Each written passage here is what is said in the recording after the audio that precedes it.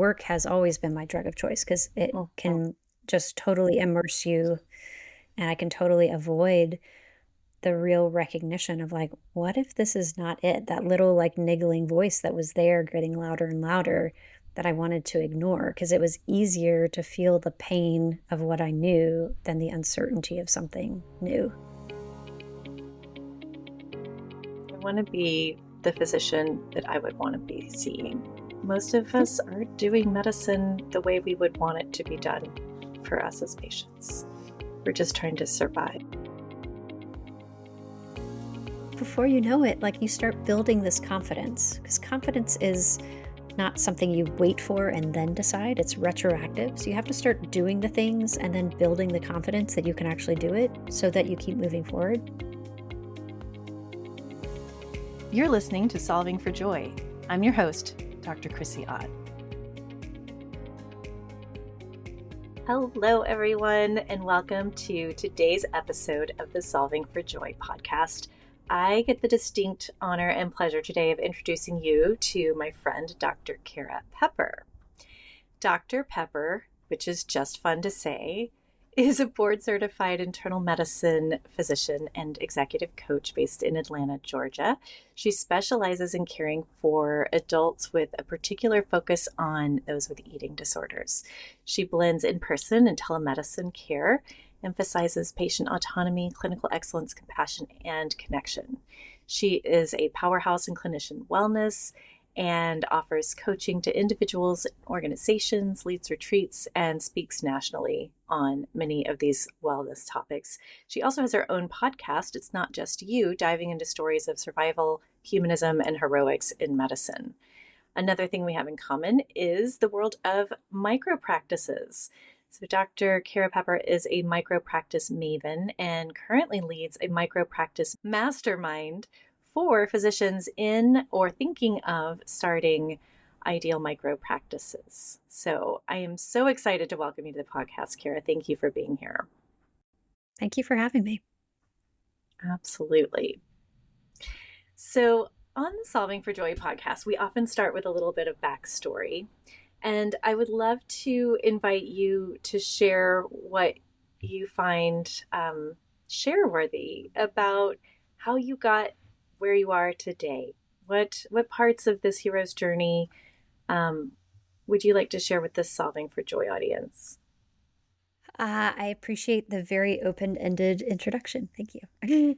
There's so much to talk Yes. about in that way. I mean, I think it's really interesting when we look in the rearview mirror at our lives because you can add up all the little cobblestones and milestones that got you to this place.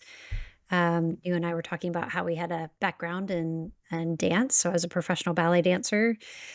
Left home at 13 to move to Russia and train, and thought that I was going to be a ballet dancer. Never thought I was going to be go to college, but eating disorder injuries derailed my career.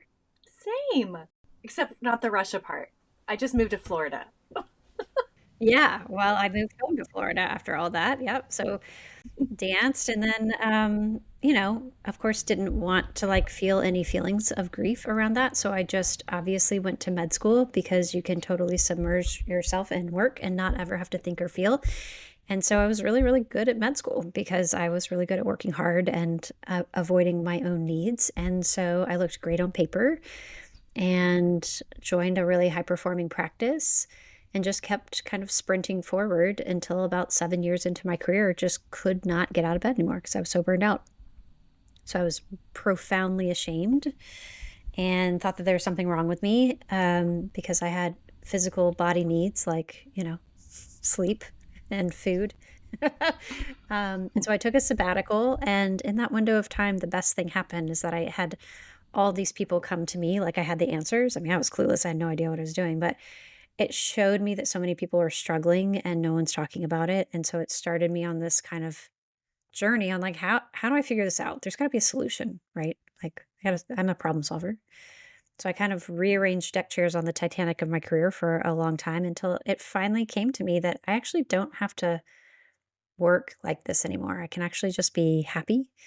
And I'm worthy of not feeling totally exhausted at the end of every day. And the pandemic came along and really showed me that I would regret the way I was spending my life, which is looks great on paper and feels absolutely terrible. And so if you ever want to know what drives your behavior, you should quit the self-medicating behaviors you have. So I quit my job and I quit drinking alcohol within 6 months of each other. And wow, I learned a lot. And ultimately that led me to saying I want to do life differently and I still want to serve patients and I want to build something that feels good for me and my patients. And so that's what led me here. I'm 3 years into solo practice and I'm helping other physicians do the same. And I feel the best, most connected, most grounded, most purposeful that I've ever felt in my life. So that's the short version. That is such a tightly encapsulated version. So much to unpack. Mm-hmm. Dang. Um, I mean, I could just start with 13-year-old moving to Russia. We could, like, oh my gosh, there might be a few feelings to unpack there, to name a few. I love the description Yeah. that you're great at working hard and not feeling feelings. I think that so Mm-hmm. many people in medicine and in other high achieving lanes um, would identify, right? We're so good at working Yeah. hard and working on top of whatever feelings are trying to be felt. And Yeah. yeah, there's a lot of self medication, whether it's numbing with, you know, watching. I'm laughing because I just finished watching, like, totally binged all the seasons of The Equalizer with Queen Latifah. And if you do need Mm-hmm. some time to rest your brain, I'm just gonna highly recommend it. Yeah. Little vigilante action. Plus, she's just amazing in everything that she does. Um, and rearranging deck chairs on the Titanic. How did you do that in your medical career? What did that look like for you? Yeah, I just thought I was the problem, not the system, Mm-hmm. not the social construct, not the expectations, not the culture. I just thought it was me. So I thought like, okay, great. I'm going to get certified to be a coach so that I can help my patients and that will make this feel better. They will be healthier and less burdensome perhaps. Or because patients are a burden when you're burned out, right? It's not the patients, it's Yeah. you, but I didn't know that at the time. I like got certified to do like menopause care, which is a big part of my practice now. But I thought, okay, if I can just like find this new academic interest, I'll be more engaged in work. I took on Mm-hmm. leadership responsibilities. If I can just like be a leader, then I can like fix the problem from within. Mm-hmm. I end up doing more, which I think is a real problem in solving for joy. Often we need to do a heck of a lot less, but I kept thinking, okay, if I go to the wellness retreats and I do yoga and I practice mindfulness and I like, you know, generate more RVUs, if I do all these things, I can feel really good. And that didn't work either. I was doing way too much. So about every 1 to 2 years, I'd like tweak is an understatement, but I'd do something else to try to pivot and figure this out. And at the end of the day, my core needs were not being met. And the practice that was right for me at 30 was not right for me at 45. And the grief of that recognition and the joy of that recognition to be like, oh, there's nothing wrong with me. I'm just like a square peg in a round hole. It's time for me to like build something new. It took a pretty big shift to get there. Yeah. The power of recognizing that you weren't wrong at 30. It just was Hmm. no longer a fit at 45. Hmm. Hmm. I think so many people need that model to potentially follow because they feel like something has gone wrong with them because they've Hmm. grown apart from their practice. They've fallen out of love. It is kind of like a long term relationship, and that there can Hmm. be no fault divorce where you just took Hmm. different growth routes and you're no longer an energetic match. Hmm. It's so insightful. And I heard you Hmm. adding. Yes, you added coaching, you added leadership, you added menopause care. So many people are looking for the missing piece instead of noticing that Hmm. some of the pieces that are crammed into the puzzle right now Hmm. actually need to be loosened and taken out. Totally. Yeah, but I wouldn't have been able to tolerate the white space. You asked me about if I went to less FTEs. Like, yeah, I went from a 5-day week, 4.5-day week, 4-day week. I shifted the schedule around so many times, but I couldn't tolerate being and just settling.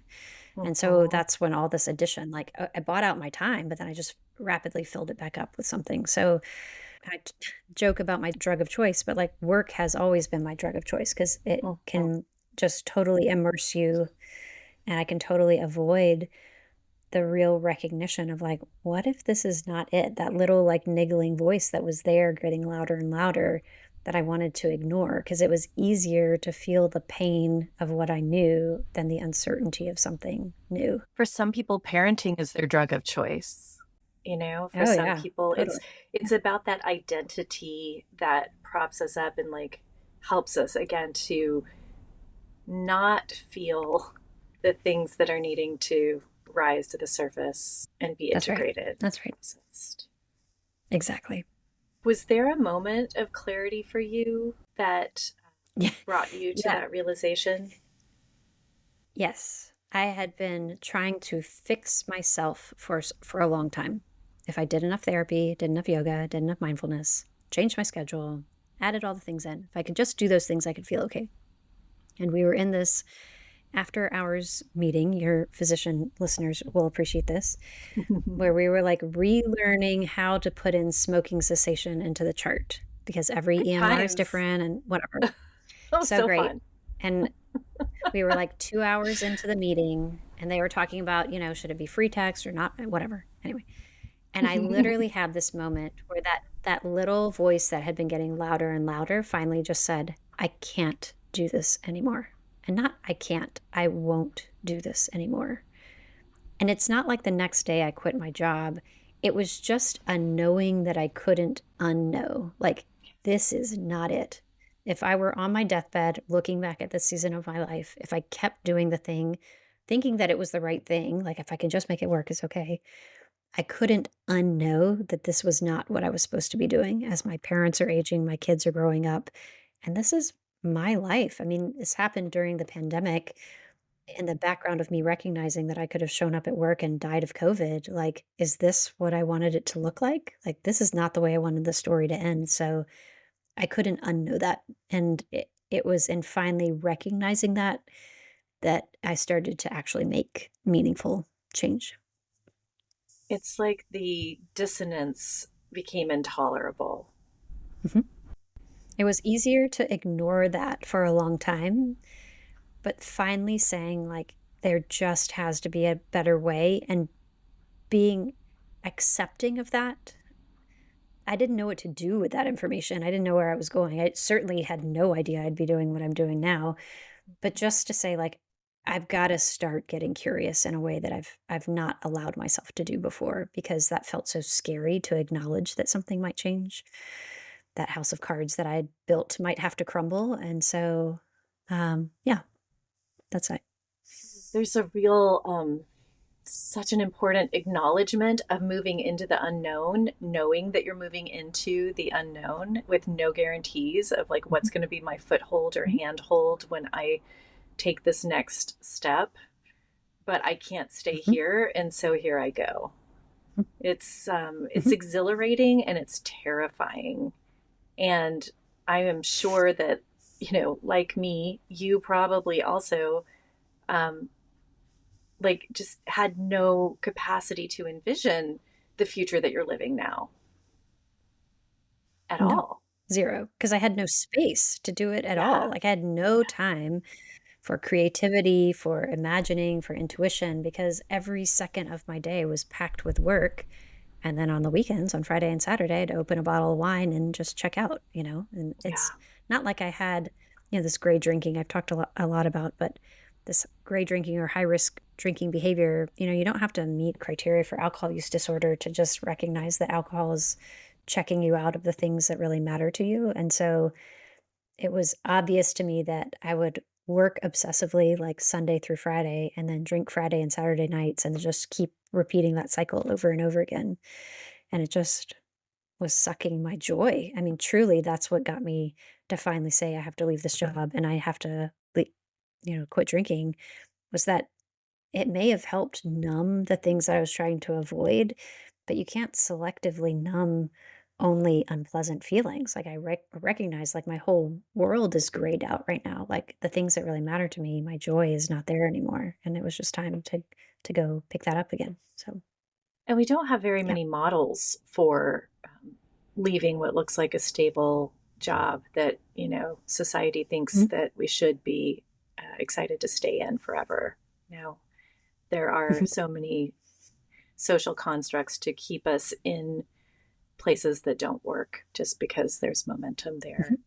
I am Mhm. fascinated, and I think that there's so much for people to learn about gray drinking and how addressing gray drinking can be a potent way to solve for joy.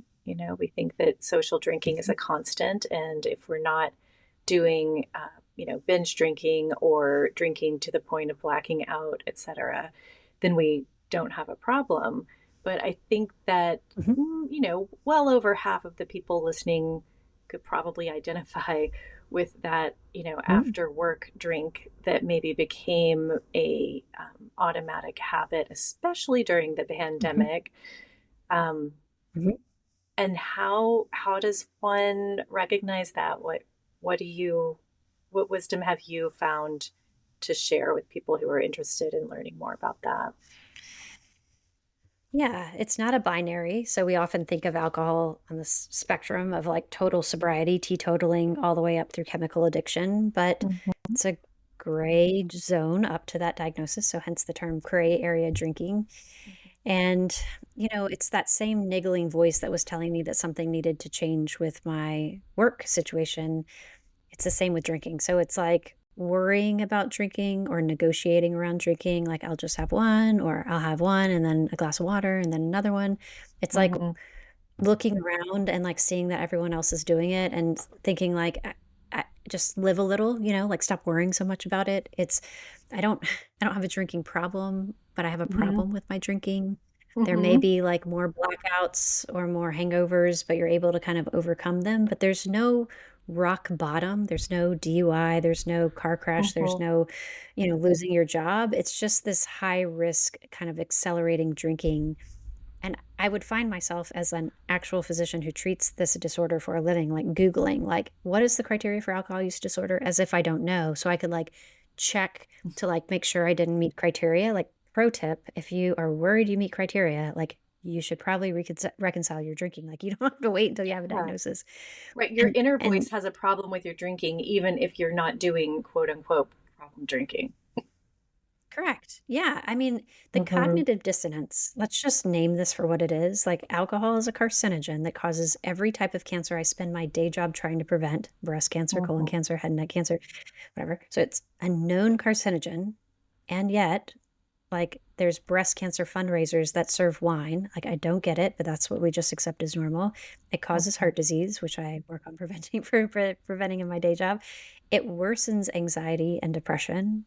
Uh, you know, there's real problems that I spend my entire career trying to prevent for my patients. And yet I was consuming this thing that was causing all those same things for me. And so really getting honest, I mean, all of this is about me finally getting honest with myself and saying, like, this is not working for me. And so, yeah, I mean, it felt scary to stop, but it has profoundly changed my relationships, my joy, my interest. I feel like I'm caring for myself in a way that I didn't know was possible. It's really, really amazing. And I think there is a movement right now for people to, they call it like sober curious, or to consider cutting back. And we know that 20% of physician women truly meet criteria for alcohol use disorder. Like there's so many of us. And when I started, just like when I got burned out and took a sabbatical and people came to me like I knew what I was doing for burnout, when I started publicly talking about quitting drinking, I had hundreds of healthcare workers reach out and say, "Me too, me too, me too." Like people are struggling silently. So why not talk about it and just normalize that, like, we don't have to live like this. So, yeah. Thank you so much for sharing your journey with that publicly, because I think Sure. it is inspiring. It does actually, it's not possible for somebody to think about it until it is, and when somebody else does so in front of them, it really hastens Mhm. the process. You know, I Yeah. certainly am one of the healthcare workers that got into a habit of having a nightly drink or two during the pandemic. And it Yeah. lasted fair while after the pandemic. And I'll tell you, when I have two drinks at night, I get a little bit less, acutely agitated, I guess, with whatever feelings I'm not giving my time to. But I'm Yeah. also a whole lot more likely to do the next buffering thing, watch a show. I'm also likely to not do the meaningful thing, read to my child, you know, Hmm. um, or like Hmm. be deeply present with my family. It takes us Yeah. out of the good and the bad, as you articulated. Mhm. And I think sober Yeah. curious is really interesting, or even like part time sober curious. We had an Hmm. anniversary this week, and we found a wine shop across from the mathnasium where a kiddo is getting support, and we went there and bought this beautiful bottle of it's like a tonic. It's like a non-alcoholic tonic, but it's made Hmm. with these Szechuan peppercorns. It's called Drom, Dromme, and I think that the this particular bottle is called Awake, and it's just like the most delicious little sipping tonic with all kinds of healthful ingredients, and it feels like you're having a special drink. Your brain is looking Hmm. for that dopamine reward of like, I need a treat, I need something special at the end of the day. But it turns out it does not have to be always a carcinogen, a socially Yeah. sanctioned carcinogen, and Yeah. Totally. neurologically harmful You're right. substance. Yeah. Yeah. You're right. You're right. It doesn't have to be. It can be. I mean, beer is delicious, but it doesn't have to be every Doesn't have to day. be. So Yeah. it doesn't. And there's people with brains like my husband's who could like have a drink and like not think about it for weeks, or like have a couple at a sporting event and like have the foresight to take an Uber home, and it's like not a thing for him. Like, but for Mhm. people with brains like mine that tend to get a little compulsive, little like all encompassing, who like to numb, particularly for people who are looking for that kind of like efficient, effective way to turn your brain off, for high functioning anxiety people, like just something that you gotta, just be aware of, right? So I guess I would just offer that if anyone who's listening is just worried about their drinking, even if it's quote not a problem, like you don't need any more validation to be like, what would it be like to just go 4 weeks without drinking? We talk about dry January, but, even I think this past year they were talking about wet January, damp January, was that was that the term? Which is basically like, if you can't quit entirely, then just cut back, like, all of that is information about your relationship with the substance, so and for it being the 3rd most addictive chemical on the planet, like, if it feels hard to control, there's a good reason for that, It's designed to be hard to control. Yes, where there's smoke, there may well be fire. Mhm. Totally. Speaking of stages of change, um, I really, really enjoyed this email that you sent out last week about the stages of change that many physicians or others go through, transitioning from a traditional employed, overworked, exhausted model to a more purposeful, autonomous career path. So, Mhm. whatever that looks like for them. Um, you shared these stages, and I would love for you to walk us through um, the highlights of that into the time that we have left, if you would. I think there's just so much gold in naming these stages and sort of talking through them. Yeah, absolutely. I think after coaching physicians for years and helping patients with behavioral change towards their health, there's just very predictable stages of change that we talk about, and everyone's got their own stint on it. But this is mine, which is in the beginning, it's like how I described just feeling really burned out and stuck. Like, this is how it is. That's stage one. And so it just, the possibility that things could be different is not even accessible to you. You're just kind of Mhm. stuck in misery, whether that's this is just what adulting is. Of course, we're exhausted every day. This is, of course, how marriage is. It's always really hard. Of course, this is how my job is. It's always really toxic. It's not Mhm. any better anywhere else. This idea of being stuck. It's like the idea with change, if you desire it, is to kind of move yourself along. So if you find yourself there, in this place where there's friction and you don't even want to change yet, but you're like, I just need to acknowledge, like the first step is just noticing. So maybe you just need some space in your life to actually just heal. When we're in the fight or flight place, like our intuition is not working. So maybe your first step is just to edit out some things that are no longer serving you. Get off the committees that you've been on for a while, scale back and take a break if that's accessible through your work. Get some support, tell someone that you're not feeling well. It's a great time for a therapist or a coach. So the first step is just noticing and carving out time and space for you. That's it, because you never know what you might find. Second stage is the noticing part, which is like, I now recognize things are not going okay, but something's got to change. This is often where people get stuck. Like I said, like it feels so scary. I don't want to make any change because uncertainty feels totally big and overwhelming, and I'd rather just be miserable here. I'm just going to keep fixing. So, like, I knew I wasn't aligned with my practice, but I wasn't willing to leave, even though everyone outside of my clinical world was like, "What are you doing? Like, you just got to go." Anyway, so I recommend two things. One is there. One is a question, which is outside of what you do for a living and who you are relationally. Who are you? Not what do you do, not what fills your time, but like, who are you? What makes you you? What are your core values? What are the things that set your soul on fire? What breaks your heart? Like, who are you? Because a lot of us have just kind of forgotten. Probably 90% of the people I ask this question to can't even answer it. And then the second thing is to lean into resentment. When I was drowning at work, I would, there are women in my neighborhood who would invite me to like play tennis at the local tennis club at like 10 in the morning. And I would get so angry. Like, I have a job. Like, I can't just Who like are cancel you? my patient to go play. I can just play tennis at 10 in the morning. And I really like was resentful towards these women and felt disrespected in a way. Like, don't you know I have this job?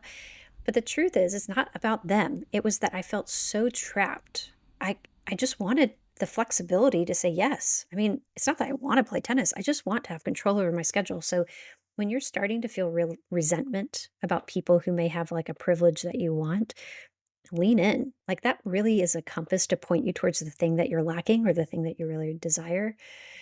Um, and so those two things are helpful because it helps us start to like recognize like what actually needs to change for me. And then once you kind of start, figuring some of that stuff out, the next stage is just discovery. Like, there has to be a better way. I don't have to live like this. I don't know what it is, but I'm going to figure it out. So getting curious about things, talking to people, meeting with mentors, listening to podcasts like this, like just, it's like an information kind of stage where you start to just acknowledge like there may be something else that's out there. And then once you gather that information, this data collection, you may actually find that you have options. This is the next place where people get stuck, which is they're like, well, this just feels too big and scary. I mean, I know I could quit my job, but like that feels overwhelming. Like maybe you just need to try something. It doesn't have to be for forever, but like maybe you could volunteer. Maybe you could go up for a promotion. Maybe you can adjust your job. Maybe you could like just start financially planning for the option that you might leave your job. I mean, it's just about like starting to take some tiny steps with no commitment. We're not going to spook you here, but just like some tiny commitment to get you moving.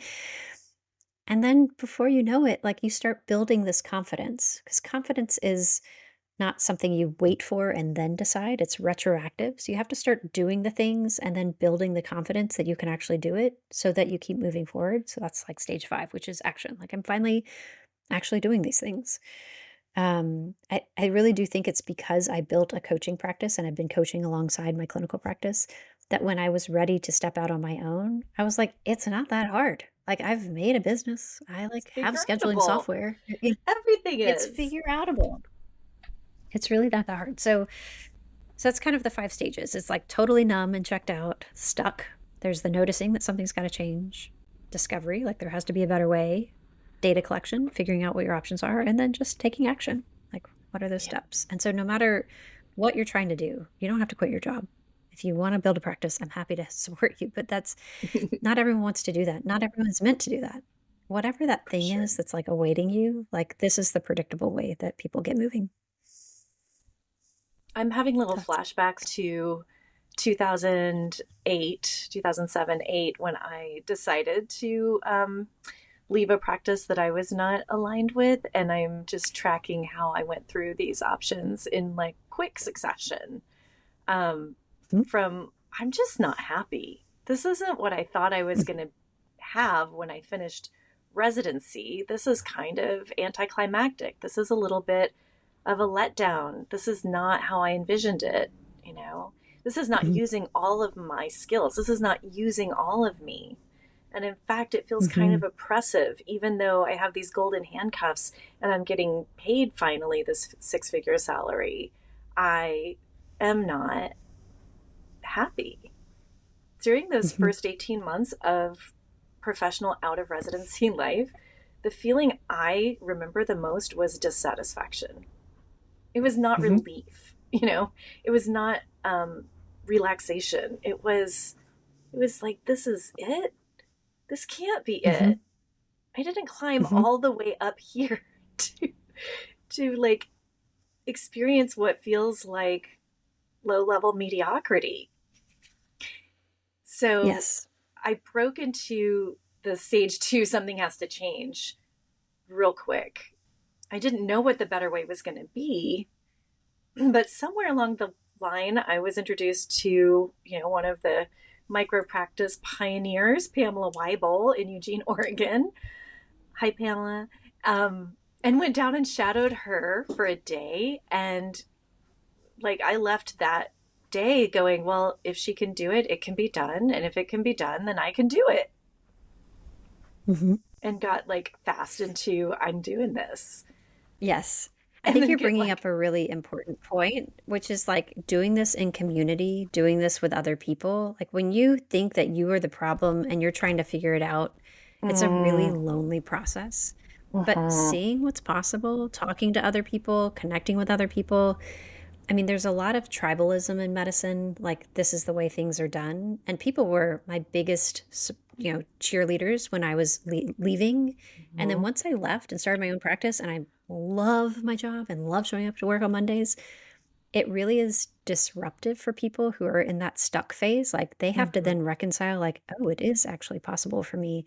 And so surrounding yourself with people who are already doing it is huge. So like you saw Pamela do it and you're like, oh, this is not actually rocket science. Like I can deal with multi-system disease for a living. Like I can figure out how to open an LLC. It's not that hard. So it is not I that love hard. We that. figured out harder things for sure.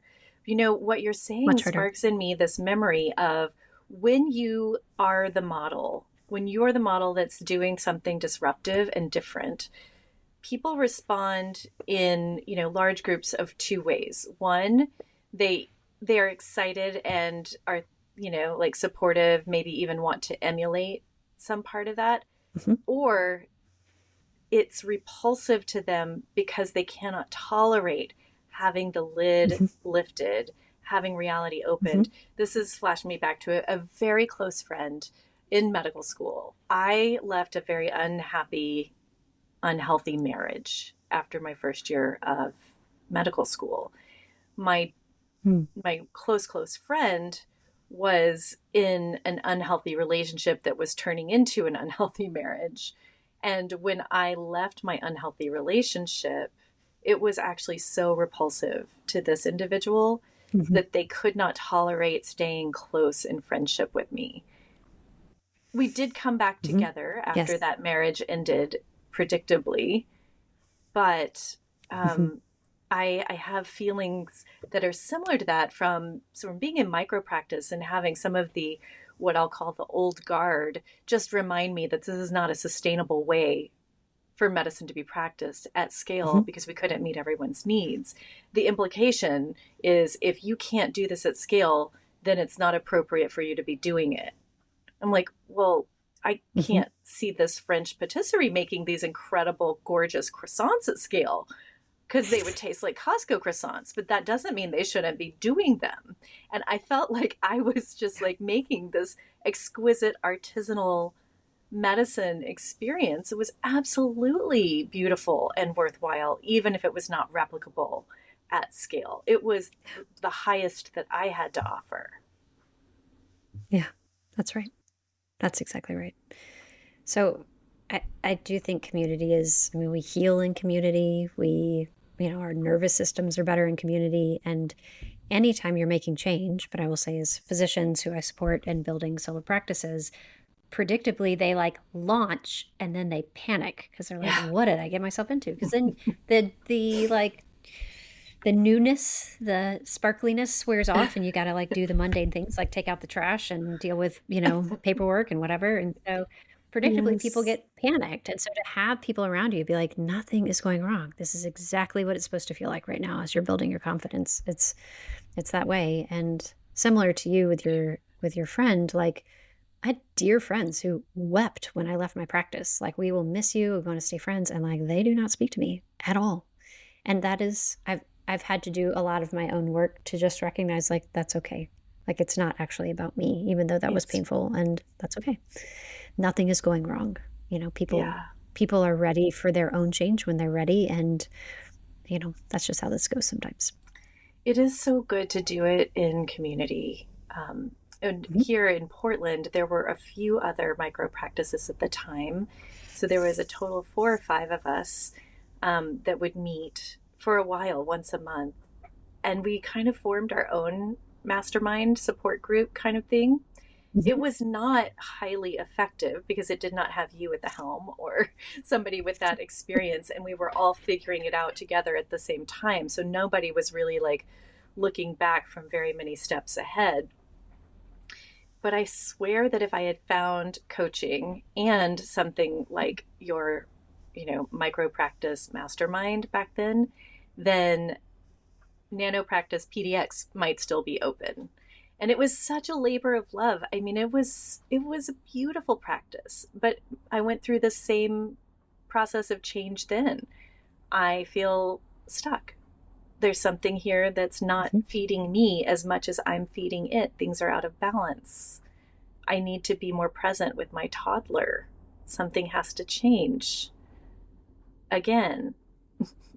And the practice that I loved in Yeah. 2018 needed to go away in 2016. I mean, 2008, 2016. Yeah, that's right.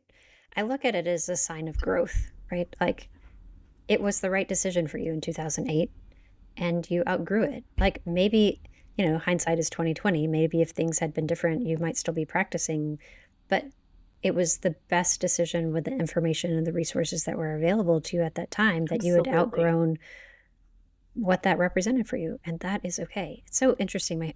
My husband's an MBA and finished grad school a long time ago, 2007. And if he still was working in that first job that he took out, like, people would think there was something wrong with him. They would say, like, do you not aspire to anything else? Like, you just want to have this entry level job. And very often, especially in medicine, we take these jobs and we're just expected to stay for 30 years. And I, the average length of stay for new grads now is about 2 years. For the people who've graduated in the past 6 years, they stay in their first job about 2 years because they experience exactly what you're describing. They join because they want the salary and they are hopeful, and then they recognize this is not for me. And I really admire their willingness to be brave and leave something that is not serving them when so many physicians in our generation feel stuck and say, well, I can't leave. I've got too much invested here. So I Yes. often recommend that people find a mentor who's under the age of 35 because I really do think those folks are going to save healthcare because they look at it in a very different way. Yes, they are speeding up their iterative process. Hopefully, it's because they're learning Yes. PDSA cycles early on and benefiting from quality improvement Yeah. science at a life improvement level. Um, Yep. and not giving into the sunk cost fallacy, which I think is so much of what keeps some of our stuckest people stuck. Like, well, I've already been here That's this right. long. I don't want to start over. I'll have to meet all new panel of patients and new colleagues and um, new partners and new system. And it's just like, oh, that's actually not a signal to stop. It's a signal to stop and breathe. Hmm. Listen to your inner compass. Yes. Yeah. Step one, which is like edit out, get some time. Sometimes the answer is do less. My two lessons that the world continues to teach me is do less and ask for help. If I don't know what to do, if I'm feeling overwhelmed, it's always one of those two things that I need to be doing. So, think mine is slow down. I've been thinking about having slow down tattooed on a very obvious part of my body, like the side of my finger. So I'm just seeing it all the time. That's right. Slow down more, breathe slower. Efficiency does not actually bring you any rewards. There's just more productivity for the machine. So slow down to the speed of Yeah, connection I love that. and keep breathing. Yeah. In your journey, what has joy been like for you? Mm. I would say in those dark years where I was feeling super stuck, I was resentful towards joy. It felt inaccessible and unworthy. I was unworthy of it, Mm. because if I could just be productive, that's where I would get my self-worth.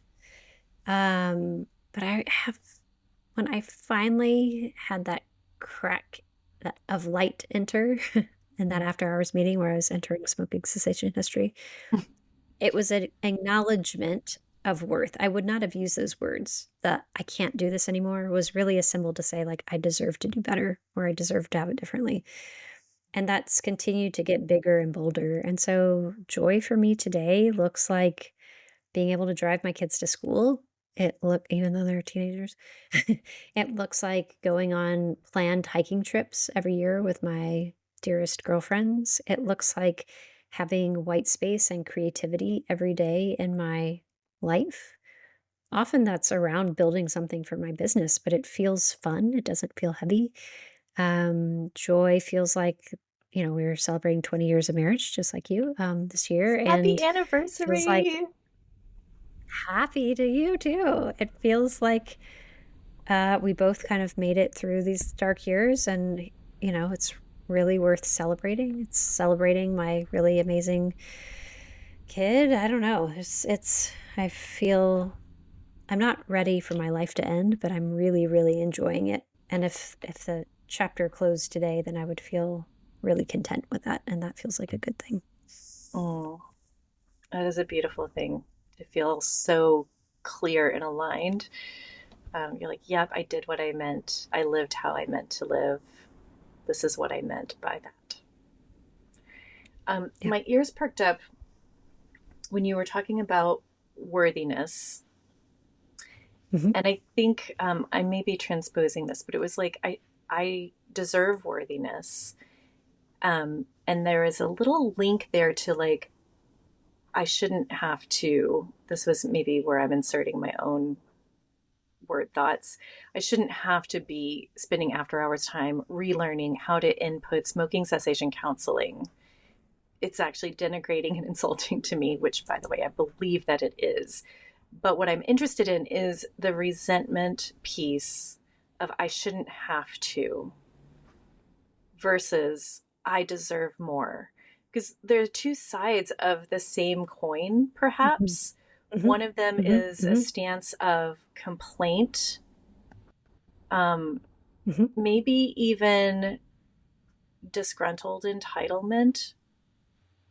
The other one is self honoring, of like, actually, I honor myself enough not to Hmm. stay in places Hmm. that that don't honor me and honor my time. Hmm. It's more like Hmm. boundary and worthiness. What does that provoke for you? Yeah, it's the difference between being victimized, but the image that comes to mind is that there's like a birdcage or a jail, Mm-hmm. and the person's like hanging onto the bars, like picture like a cube shaped room, and they're Mm-hmm. hanging onto the bars, but there's no other walls, Mm-hmm. So I think that's what that felt like to me. Like it's so hard. I'm doing my best. I'm trying my hardest. I'm grinding. I'm doing all these things. Don't you see? And really, I was desperately asking for that validation so I could rest. Yeah. Um, but finally saying, like, actually, it doesn't have to be like this. And it could be better. For me, that was a way of saying, like, I deserve for it to be better. But those words were not at all accessible at that point in time. I don't know that I felt that way, but there was something that shifted fundamentally to say, like, I would regret living like this and I have to find a better way. All the people we care for, our patients, our communities, they deserve intact clinicians. Yes. They Yes. are Absolutely. so Absolutely. beautifully served when their clinicians are intact people who are not Yes. having the life squished out of them, their humanity squeezed out by the production machine. Yes. And I think if we're not ready to do it for ourselves, because that really requires some deeper self-love, self-compassion skills, you can do it for your patients. And when I tell people, like, go build your own practice because your patients deserve it, Yeah. like, go build a life of meaning because your family deserves it.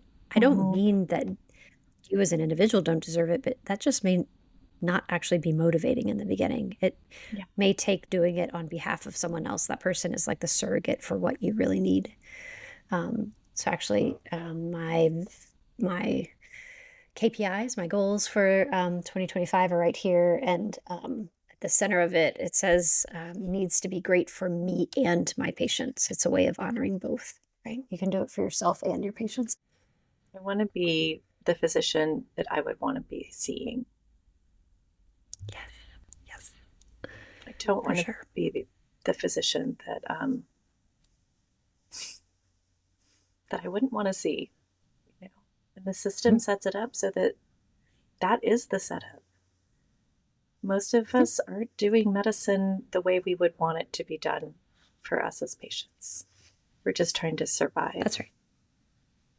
Yeah. And I think helping people build their own practices, and certainly as I see the mission of my practice is to close the gap but in suffering. Our Mm. patients are suffering. They're traumatized by our system in which they're trying to access care. And the people working within it, we're talking about physicians, but nurses, pharmacists, everyone is being traumatized from the inside working out. And so there's this chasm in between.